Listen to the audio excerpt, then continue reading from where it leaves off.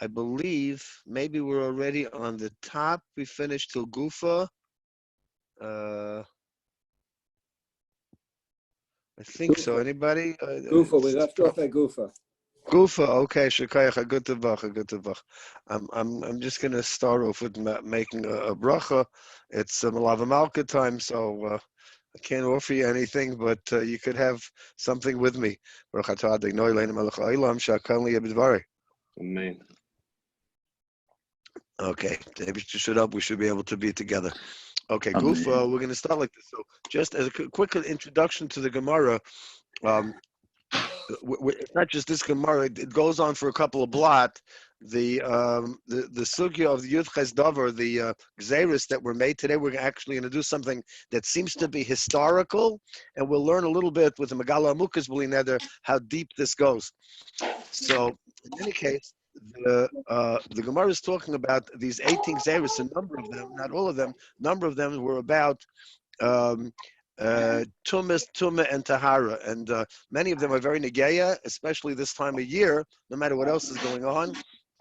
So for the mikvahs, for the Kehillas mikvahs are still available, and one of the questions that's going to come up is going to be about toiveling glass dishes, and it mamish comes out of today's Gemara. Okay, so Gufa, the Gemara says, so we learned earlier, Amar Rabbi Yehudah Amar Shmuel. So I hope everybody knows, but we're starting with from the second line. Amar Rabbi Yehudah Amar Shmuel Shiv Shmaina Asar Gazru. There were 18 gezeres, ubishmaina Asar nechlaku, and on all of them there was a machlokes between Beis Shammai and Beis Hillel. So the Gemara says, Vasanya, is that really true? Hushvu. It says that they all agreed. These 18 gezeres were unanimous for Klal Yisrael. The Gemara answers, they taka had a machlokes in the beginning, then eventually they agreed. So now the Gemara says another goof, because based upon that, we go back and we're going to discuss. Amar Rav Huna. So Rav Huna's statement is going to be very controversial amongst the other Amoraim, and we'll start off with what he said, then the Gemara is going to analyze what other Amoraim said about it. That was all Beis Shammai and Beis Hillel. They had a lot of machlokes. If you remember, the last parak, not the last parak, but the next to last parak in Brachas, so we had even just in Hilchos Shabbos, we had many halachas that Beis Shammai and Beis Hillel disagree. So Rav Huna said, no, that's all Beis Shammai, Beis Hillel. And in fact, the Gemara is going to say, we didn't really have it yet, that the reason the machlokes came about was Shammai and Hillel, apparently, according to Rav Huna, only disagreed 3 times. So how did it exponentially increase? So the answer is like Shimshu Kol Tzarkan. Even Talmidim of Hillel didn't listen to Hillel closely enough, and the Talmidim of Shammai didn't listen to Shammai closely enough. Otherwise, it would have never increased that much from the 3 that was the original machlokes. So the Gemara is going to discuss which 3 was the original machlokes of the Avos, the Shammai and Hillel of the famous Beis Hillel and Beis Shammai, Beis Hillel. So the Gemara says the first one is like this: Shammai Omer Mikav Chala. This is also negeya all of us bisman hazeh, because although we don't take off Chumas and many Meisers, we do Meiser Ksafim. We take 1/10 of our money we give to tzedakah, but all the other Chumas and Meisers we don't give these days, including Meiser Sheni, which lasted a little bit longer than the other ones. But challah we do take off. So how much challah do you have to have? So the answer is it's really not challah. We're talking about the dough, because the word challah is a little bit confusing. So how much dough does there have to have? Should there be in order to take off challah? So mikav challah. So it's a kav of flour. V'hil mikabayim. Chacham have a middle position like a divrei zeh or like a divrei zeh. They don't hold like Beis Shammai, like Shammai or Hillel, not Beis Shammai, like Shammai or Hillel. El kavu machzah chayiv. So there has to be a kav and a half. So this has a very fancy. If you look in Rashi, cheshbon, how we get to today's cheshbon. But just as a bottom line over it, because it's very hard to follow in 45 minutes or so. Maybe tonight we're all wherever we are, we have a little more time, but we don't have the hours to figure out these cheshbainis. So I'm sure you can look in the different, if you have the art school or the Mesifta, which I have, has all sorts of cheshbainis. It comes down to like this. For 2 pounds of flour, so you have to take off challah, but for 5 pounds, you have to make a bracha. That's really the bottom line over here, because all the cheshbainis come from eggs. So because the Chacham had a certain Kabbalah of how many egg volumes you have to take off challah from. So the Gemara says, Mishigdilu Amidois. So then what happened was like this. The measures got larger because in Tzipori, you know, was when the Yidden moved from various places, so they used just like we're going into the metric system. I don't know if we're there yet, but pounds and ounces and things like that, everybody uses the metrics today. So it's not that the halacha changes, the way you figure it out, it changes. So the same thing was when it went to the Tzipori. So it went to Tzipori from the original measures, which were called midbariyos, what they did in the midbar, and then they were Yerushalmiyos, what they did in Yerushalayim. Then there was a third change, what they did in Tzipori. So Amru, they said, Chameshes Revoyim Kema Chayovim B'chala. They said that 5 Revoyim, that's a quarter, the shiur of a quarter, Revoyim. So you have to take off Chala. Rabbi Yossi Omer, Chamisha Peturin, 5 is you don't have to take off. Chamisha v'oid, but if it's even 5 and a drop more, so then you do have to take off. So now Rav Huna is going to go now to talk about the second machlokes. So the second machlokes goes like this: V'idach, another machlokes between Shammai and Hillel. So Hillel says Meloi hin mayim she'uvim. So how much pasels a mikvah? So let's just go over this for 1 second, because most of the Rishonim explain this over here, and it's negeya. You know, I'll give you an example. I happen to be involved with one of the mikvahs, the Grove Street mikvah, but I'm a little bit involved in all of them because we talk to each other. So Bais is a very chashuv yid, a Rav in Farakwa, Rav Simcha Bandi. His whole job is to check the water. He checks the water, obviously, when the women are not there during the day. And if there's a problem, sometimes he talks to us about it. Sometimes it's very simple. He solves it himself. So, for instance, let's say that the water sometimes can happen, goes below mem saw. 200 saw, that's so 40 saw, which is 200 gallons. I'm sorry, mem saw is 200 gallons. So let's say there would be less than 200 gallons, like 39 saw. And what would fall into there would be mayim she'uvim, some kind of water that comes from the tap or it comes from a kli. So then it would ruin the entire mikveh. On the other hand, conversely, if the mikveh already has memsa of kosher rainwater, or the type of rainwater that mixes, I'm not going to go into all the halachas of mikveh right now, but it's a kosher mikveh, you could put in 1,000 saw of mayim she'uvim. You could take from the tap and fill it up, let's say it's a huge mikveh. As long as you have mem saw, so then it doesn't get ruined. But if there's less than memsa, you can ruin it. How much will ruin it? That's what we're talking about now. That's this machlokes. So if the mikveh is less than memsa, so there is a full hin of mayim she'uvim. So if you have, one of these charts that might tell you how much this is. Otherwise, we're going to explain in a minute. So, anyways, I'm sorry. So we'll just say for a minute, so the Gemara says that why did he say it like this? He said it because that a person, Hill said it in this way because even though the word hin is a pasuk, it comes from the hin. The hin it's used in the pasuk is the way that in the time of the midbar they used it, and then later on it changed. So why did he say that way? That's the way he heard it from his Rabbi. So we'll soon see who their Rebbeim were, Hill and Shammai, who their Rebbeim were. So by the way, why Chayav Adam Laim B'Lashon Rabbi? So the Marsha says because if you say something over and you add even a word to what your Rebbe said, you got to be very careful, then it might have changed everything. One extra word, one extra letter, you could change an entire halacha, and it could be disastrous. Sometimes it could just be funny, but I wish I had time for stories now. But I have a few stories like that one word can change something, and sometimes it's very hilarious. But on the other hand, most of the time it's a disaster. So he said, Shechayev Adam Leim B'Lashon Rabbi. Now, Shammai said, Tisha Kavin, it takes 9 kavin of mayim she'uvim to ruin a mikveh. Like we said before, they don't agree with either Shammai or Hillel. So there was a machlokes over here until, strangely enough, 2 weavers. Now weavers were usually kind of like lowly people. But these two weavers came from the Shara Ashra Yerushalayim. It's usually called today the Dung Gate of Yerushalayim.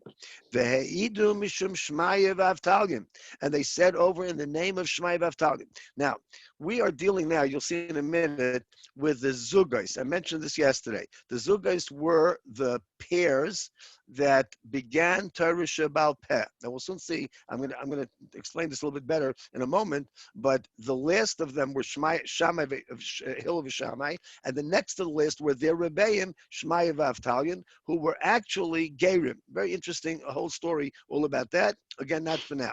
So they said, Shloisha lugamayim shuvim, 3 lugim, paislumas hamikvah, v'kimu chachamim es divrayim. And all the chachamim accepted what they said. So even though there was a machlekes, but apparently since they testified, so there's, this is all from Mishnayos and Edius. Now we had this many times, that Edius is called Edius, that means the best, the prime. And what does that mean? That they didn't just say something, they testified. They heard it from their Rebbeim, who heard it from their Rebbeim, and therefore it became halacha, almost like L'Moshe Misinai. So now, Rav Huna tells us about another Mishnah, which tells us about the 3. Don't forget, Rav Huna was the one that said, he just taught us that there's only 3 machlokes in between Shammai and Hillel. This is the 3rd one. The Idach, what's the other one that Hillel and Shammai had a machlokes about? Shammai says, now this, we ought to really know this very well, because we just learned it. Okay, we just learned brachas, but neither wasn't that far apart, that far behind. We learned it right when we made the big siyum, the siyum hashas, and that was the first Mishnah in Nida. What was the first Mishnah in Nida? Kol anoshim dayan shaita. So all Shammai, remember over here, this is one of the coolest of Beis Shammai. Shammai says that kol anoshim dayan shaita. It's enough for them, whatever they see, as soon as they see a re'iyah, that means that they have a discharge, and it turns out to be blood, or we think that it's a blood, even if it's a suffix of blood. So then, from then on, anything that they touch, if it's kachim, if it's trumas, maestris, etc., it becomes tamei. We go back to the previous bedika. Even if it's many days. So in other words, let's say this woman did a bedika, might have been a long time ago. So we go back to the previous bedika, and everything that she touched since then is tamei. The Chachamim, you'll notice the pattern over here. Shammai says one thing, Hill says another, and the Chachamim are right in between. The Chachamim are like no, they don't hold like either one. Memayet.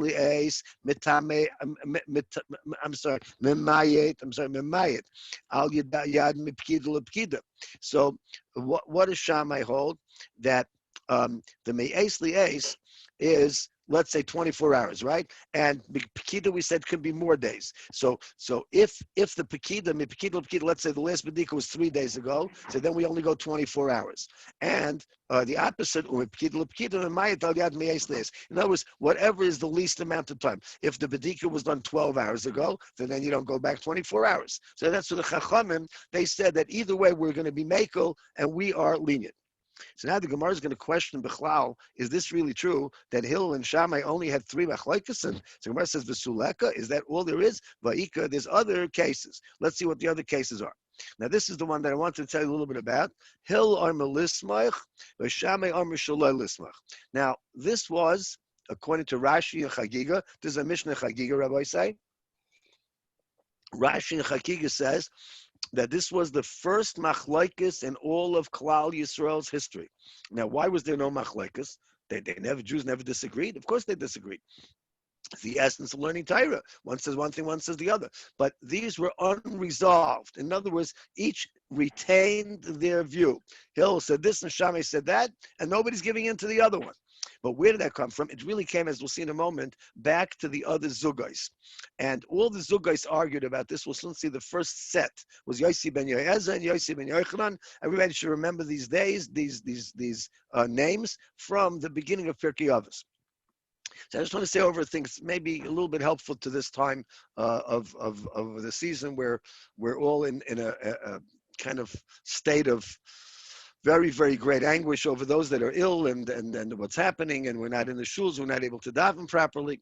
So sometimes we need a little bit of chizuk that things that are bad can turn out to be good. So I want to just give this one example. So what happened was, some of you may have heard this from me, maybe from you heard it from the Rashiva Rav Hutner Zatzal directly. This is the pshat. So they had this machlokes. So Rashi says over there that this was during the time of the Yevanim. The time of the Yevanim, what happened was that because they couldn't get together, you couldn't make a conference. People were not allowed to get together. Social distancing for a different reason. The Roman edict, the Roman gzeira, so they couldn't get together. So the machlokes Shammai and Hillel remained. And where did it come from? From Shmai Vavtalia. Before that, it came from Yossi ben Yoyez and Yossi ben Yochanan. So the Shiva asked, wait a minute. We say in the Alanisim that they tried lahashkicham Torah to make us forget the Torah. It sounds terrible. It sounds like they won. They won and we lost. Now we have machlokes. We don't know what's going. We don't know how to paskin. So Rashi Zatzal said it's a long, mimer. I'm just going to capsulize it in two sentences. That what came out of that was that because there was machlokes, so now we have Shammai and Hillel. If a person would wake up in the morning and all day long he would learn Shammai's Torah, not Hillel, Shammai's Torah. He made Birchas HaTorah in the morning, it wouldn't be a bracha lebatala. Why? Because Shammai is also Torah. So Lamashal over here, it's very, very dramatic. Today we paskin like Hillel. The Arizal says that when Mashiach comes, we're going to paskin like Shammai and Bais Shammai. So you see that what came out of that Lashkicham Torah was Klal Yisod. Rabbi Shlom Kava Yochel did it. That we have something good that came out of the bad. What came out of the darkness? What came out of the Chayshach was light, the light of the Torah. Obviously, a lot more to talk about. So, but we're going to go into this a little bit more deeply now in the Gemara. So, what was the machlokes about lismach or loy lismach? So, on Yom Tov, so the question was when you bring a carbon. Now, they did bring carbonis on Yom Tov. In fact, if you make a cheshbon, Moshe Sternberg, so Gesundheit makes the cheshbon in his Sefer Ma'adam Zmanim, the most carbonis of the year were Pesach because everybody used to come over to the Beis Hamikdash to bring their carbonis that they had to bring a whole year, but they pushed it off until they came Pesach. So now, in addition, there was the carbon Pesach itself. So it comes out that on Pesach, there were millions of carbonas being brought. So some of them were brought right before Pesach, some of them were brought Chol, some of them were brought right after Pesach. But what about the Yom Tov carbonas? So the answer is that you brought a carbon because it's superseded. You can't bring a carbon that's not required. That's a carbon that a person just made of a neder and a dava, but you have to bring all the regular carbonas.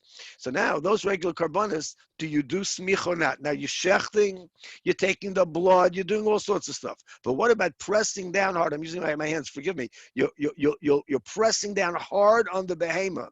So that is a gzeira rule. You're not supposed to touch a behemoth on Shabbos or Yom Tov because you might ride it. And of course, if you ride it, then there's other problems. You might pluck an apple from a high tree. So in any case, the point is that there is a gzeira you're not allowed to do to touch a behemoth. So now to push down hard on the behemoth on top of that, so maybe that should be usher. So that's a machlokes Shammai and Hillel. So again, what was the machlokes? Shammai over here said no. Right? So Hillel oim lismach v'Shammai oim shaloi lismach. So you see that there's another machlokes over here, not just the three that Rav Huna said. The Gemara says, Kikam Rav Huna, when did Rav Huna say this? When do Shammai and Hillel only argue three times, only when nobody else is already disagreeing? But we said over here with the Zugais, it went back, we're going to go back to them in a minute. The Zugais went back a number of generations, 4 generations. So then Hillel and Shammai can join the fray, and they can get on also and have the machlokes. Now Gemara is another kasha. Vayika, there's another machlokes. Habaytzel lagas. If somebody's harvesting grapes and he's going to the wine press, that's the gas. So Shammai says that the grapes, since they're getting wet, so they can become tamei. Remember, we said there's a thing called machshirin, and to be machshir l'kabel tumah, there's one of 7 liquids that have to make something wet, and one of them is wine. So now the grapes, there's wine all over the place. So does that wine make it machshir l'kabel tumah? So Shammai says yes, and so. By the way, what's the machlokes? The question is, does the person really want it? So Hillel says that it's leihochsha because the person doesn't really want all that wine or even grape juice, because grape juice can also become wine. It can also ferment eventually. So he doesn't want that pouring all over the place. And Shammai says, no, he Lamaisa wants the wine, and since he wants the wine, so the grapes will become mushlu kabutoma.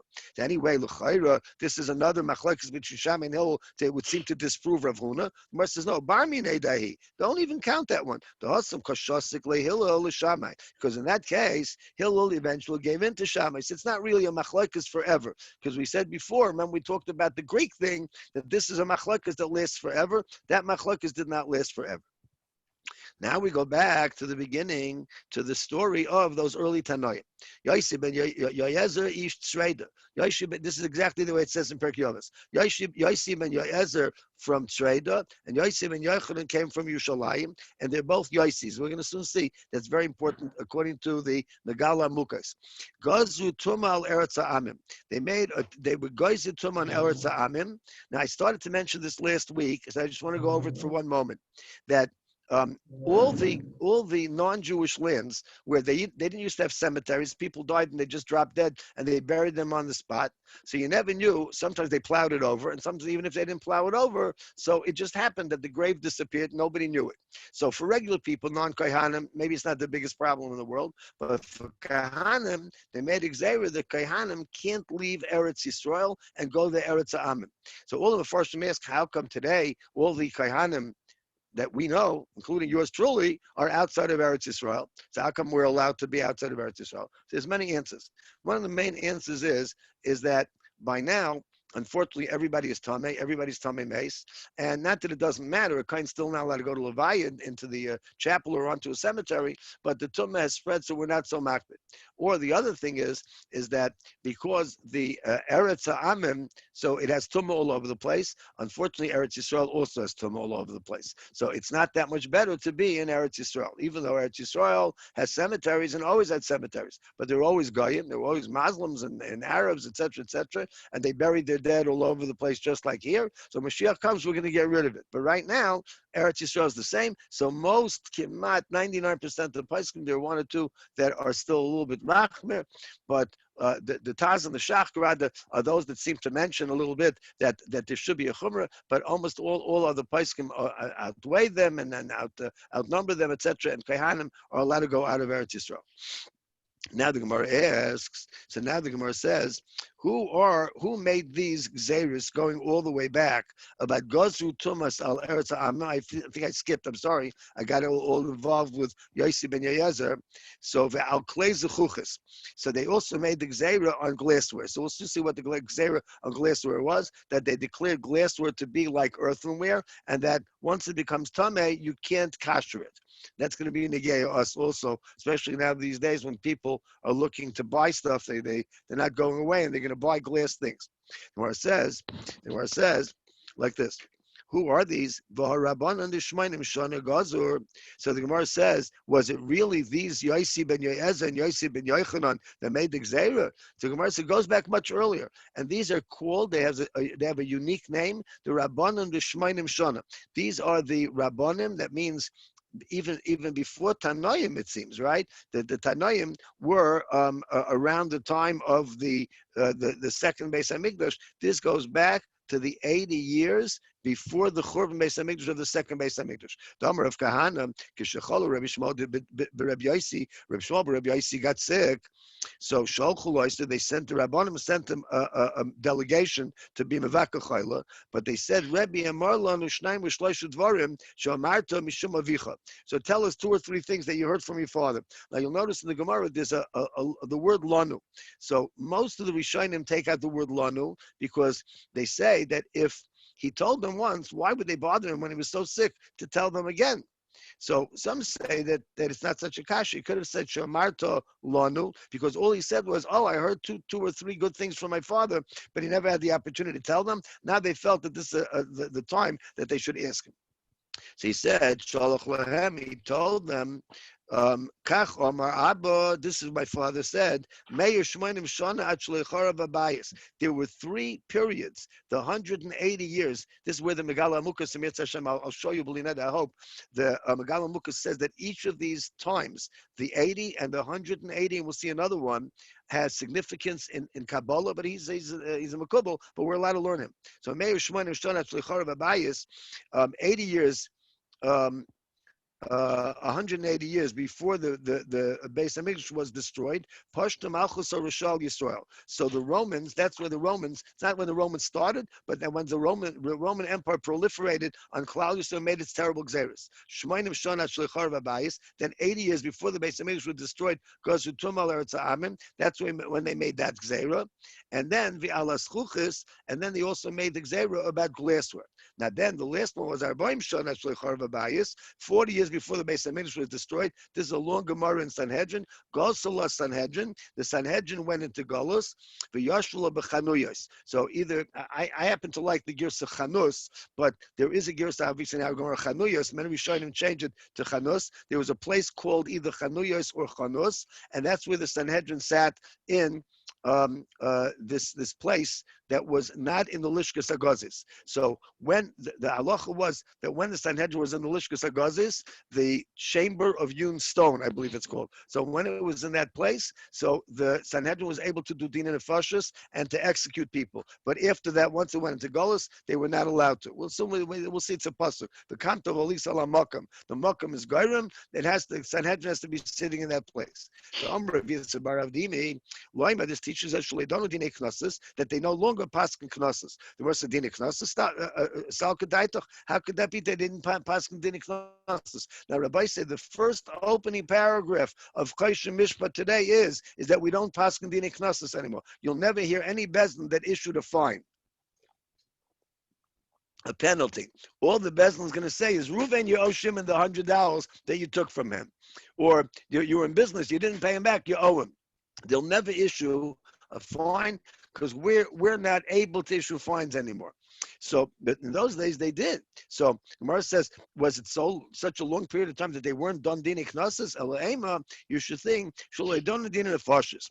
Like I said before, once the Sanhedrin left the Lishkas Agazis and it went to Chanuyos or Chanus, so then they couldn't paskin anymore. So now what do we see from here?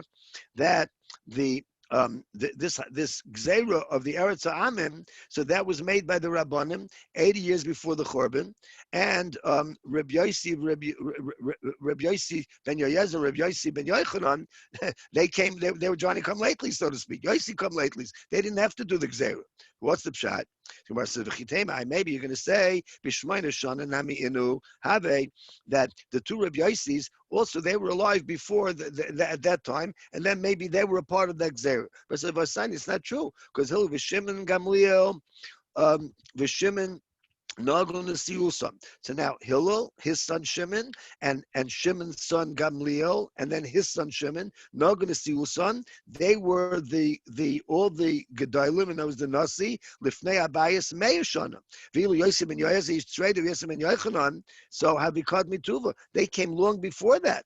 So how could you say that they made that they were alive at that time? It's not Shayach. So then we go to Amid Bais, Ela Osu. So what does it mean? Ela Osu Inu, Rabbi Yossi and Rabbi Yossi, they both came Gazru, they made a Gzeira, Gusha, Lisreif. What they said was like this: if there's some earth from Eretz Ha'amim, and even if you brought it into Eretz Yisrael, let's say somebody, for instance, was transplanting a tree, and with the tree that he brought, by the way, in Eretz Yisrael, it's not so surprising. You could go right across the border, let's say from Rosh Hanikra, from Lebanon, basically into Eretz Yisrael, and carry a tree or carry some earth. So Ella Asu Inu Gazu Agusha Lisreif, that if somebody had truma and the truma touched the clump of earth that came from Eretz Yisrael, even if it's now it's in Eretz Yisrael, but the clump came from outside of Eretz Yisrael. Moshe, I said from Lebanon. So then you have to burn the truma. But they didn't make an exeris about the airspace. Then later on, the Rabbanim of the 80 years before the Korban, Gaza, they made exera avira listless.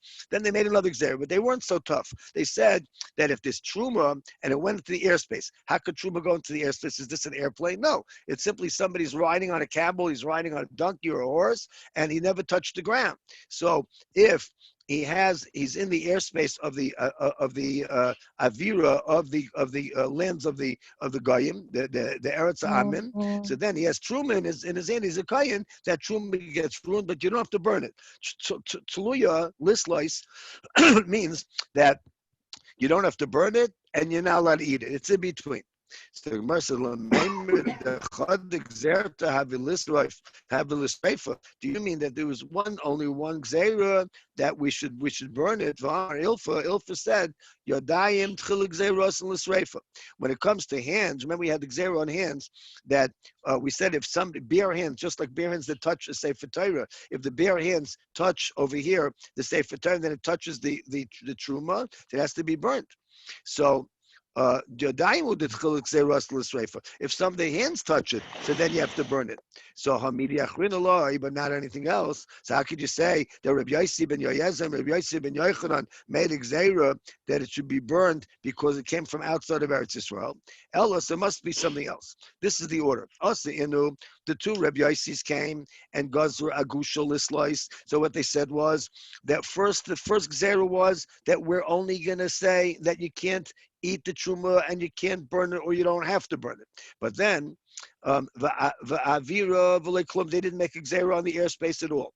Then what was the next stage? The Rabban of the 80 years. I know I'm already in 9:30. It's going to go, if you don't mind, Rabbi said, let me know. If I should stop, I'm going to go a little bit further. And the Rabban of the 80 years came, and then they made a gzeira that if there's a clump of earth from outside of Eretz Yisrael, you have to burn the truma. And then they made a little bit of a gzeira on the airspace that you don't have to burn it, but you're not allowed to eat it. But wait a minute. Much later, when the Sanhedrin went into Golus again, and it went to Usha, so then it says that they made a gzeira on the Eretz Ha'amin. So how do we know that the Snan? Because we learned in the Mishnah. Called Shisha Sveikus, Sarfinis Truma. There's 6 kinds of cases of doubt where we do burn the Truma. Al Sofik Beis HaPras. Let's say Beis HaPras is a place where there's some doubt if there was either a grave or there was a bone from a human being. And there may have been a clump of earth that came from the Goyishal lands. And there may have been, again, we don't know, some clothing from an Amoritz, and the Amoratzim were not careful about being a Zav or a Zava. Or even when they found some kalim and they didn't know if they had been toivled, so maybe they carry tumah. Let's say you know that there was some saliva that was found, spit. And there was some urine, and it was right near animal urine, so the animal urine doesn't carry any tumah. So if somebody touched these for sure with truma, so that means that there's a suffix of tumah, surfness of truma, so you have to burn the truma. Rabbi Yossi said, so everybody knows, I think, that in a Rishus HaYochid doesn't mean like for Shabbos. It means that there's only 1 or 2 people. So a suffix Rishus HaYochid. So what do? So you have to burn the truma. Now the Gemara says, "V'chacham Rishus HaYochid toilin." Rishcham said, "No, you don't have to burn the truma." In Rishus HaYochid, where there's a suffix truma, we're machmir. So we just say again, you can't burn the truma, but you can't eat it. Rishus HaRabbim time, and Rishus HaRabbim, we don't worry at all. V'amar Ula, and Ula said, "Elu shishis fakis." So now we're finally getting why are we bringing all this in? These 6 doubtful situations, but Usha Eskinu, they all made them in Usha. So you see that it wasn't earlier by Rabbi Yossi or even 80 years before the Churban. So my answer is also the 2 Rabbi Yossis came along, Gazur Usha. Now we're going to change it. Gazur Agusha Lislois. So they said that when there's a clump of earth, so you don't burn it and you don't eat it. Va'avira v'leklum, but there's no gzeira on the and then you're going back a little bit earlier. I'm sorry, this is now later, the next stage. So the Rabban, that was the earliest rabbis. Then the next stage was the 80 years before the Churban. So they make gzeira. What goes to eat slice? Then in both cases over here, so you have to say that you don't know what to, don't burn it and don't eat it. But also Usha, then when the Rabbanan came to Usha, goes to Agusha list, right? If there's a real clump. But as far as the gzeira on the airspace, they left the gzeira the way it was, and it's toilen, and you just can't burn it, and you can't eat it. So now Gemara says, my time it goes to Rabbanan, Tuma. why were we guys all of a sudden on one type of kli, the glass? So on Rabbi Yochanan Rish Lakish, so Rabbi Yochanan said name of Rish Lakish. If you don't mind, I know we're running late. Let me know if you have to leave or you can just leave. But Rabbi Yochanan said name of Rabbi Rish Lakish. So this is unique. I'm not such a big bucky, but the Mefarshim say it's unique in Shas. It's usually Amar Rish Lakish, Amar Rabbi Yochanan, because Rabbi Rish Lakish was a Talmud of Rabbi Yochanan. Everybody knows the story in Bav Metzia that Rabbi Yochanan made Rish Lakish from, and Rabbi Yochanan taught Rish Lakish so much that Rish Lakish always said Amar Rish Lakish, Amar Rabbi Yochanan. So how could it be that it's Amar Rabbi Yochanan, Amar Rish Lakish? So the Sfas Emes says over a tremendous chiddush. Sfas Emes is the only one that says this. Sfas Emes says that this is a different Rabbi Yochanan, even though it says Amar Rabbi Yochanan, Amar Rish Lakish. So it comes out a very almost like weird thing. There were two Rabbi Yochanans around at the same time as by Rish Lakish. Rabbi Yochanan, one was the Rebbe of Rish Lakish, the other one was a Talmud of Rish Lakish. You can only imagine what confusion there was over there. So anyway, that's the Sfas Emes. I wonder if the art school even bothers bringing it, but it's a very chashuv, a very important Sfas Emes. So anyway, I'm Rabbi Yochanan Rish Lakish. Since it comes from sand, so they said Shavin Rabbanik B'chli Cheres. So an earthenware halacha, the halacha is about the earthenware is that shvirasan zui tarasan. We'll have this tomorrow in the Gemara, Mitzvah Hashem. The only way to be metaher a kli cheres is to break it. Tomorrow we're going to get into it a little bit, and we'll get into more into the glass. So Elamiatos, the Gemara asks, Loite lehem tara b'mikvah. So if that's the case, so you shouldn't even be able to be metayirid at all in a mikvah because it's like earthenware. So Alama Tanan, if that's the case, why do we learn in the Mishnah? Velu chaytzitzim b'kelim. The following things are a chatzitza. Chatzitza means that it's an interposition between the kli and the water. Hazefes. So zefes is like pitch, like tar. Vamor. So more, some say it's musk, but others say, which I happen to like this shot, that it's more of alum. It's kind of like a certain type of a spice, or glass, or more b'chleis. So that's glassware. So you see that glassware you can toivel, and according to the way that we said it before, glassware has a din of earthenware, and you can't toivel it. Mariah says hachamayaskina kagoyin shenikvu. There's a case where the glass had a hole and you can't use it. V'itav l'tochan aver or avar, and what you did was you pour molten hot lead and you soldered it to plug up the hole. So now who's the shita that does it? That makes it tahor. Reb Meir says the Omar hakoil hoylachachar maimed. So we go according to that which supports the kli. So the kli was supported by metal. Metal can get into a mikvah, right? That's the deraisa. So the glass becomes like metal. Now the Sanya, how do we know this? Because we learned in the Bais. When you have glass where they got a hole, and and you pour it in the molten lead, the hot lead. Reb Meir holds that it's tamei, and you can't do anything with it. But the Chacham hold that you can be metayirid. So we're going to stop by Elamiata. So if you don't mind, it's Motzi Shabbos. It's kedai for a little bit something on a higher madrega. Wait, let me just see if I have it here. I didn't open it up. I'm sorry. I'm going to open up right now, or we'll do it tomorrow. But I wanted to do with you a little bit of this incredible Megala Amukas. Megala Amukas tells us exactly what the significance of these names of the Tanoim are, and also the 180 years. So he says like this. Megala Amukas happens to be on Parshas told us. So he says like this. How come 180 years is when he asks all these questions, why, and then he says like this. He says the 180 years is Keneged Yitzchak Avinu, who lived for 180 years, and Yitzchak had a son named Esav, and Esav got his koyach from Yitzchak, and therefore he was zeicha to be Meishul on Klal Yisrael for 180 years before the Churban. So now they were the ones that. By the way, Esav is Edom. Edom is Rome, and Rome is Christianity. Roman Catholicism, Rabbi say. So they caused trouble. He says to Klal Yisrael, "Shenimshtu l'chlis chuchis she'ein mekablim tuma." So this is the secret why when we come to the Seder, Rabbi say, I have to say this. He doesn't say it. Megala Mukas. If you don't mind, I'm going to add a little bit to the Megala Mukas.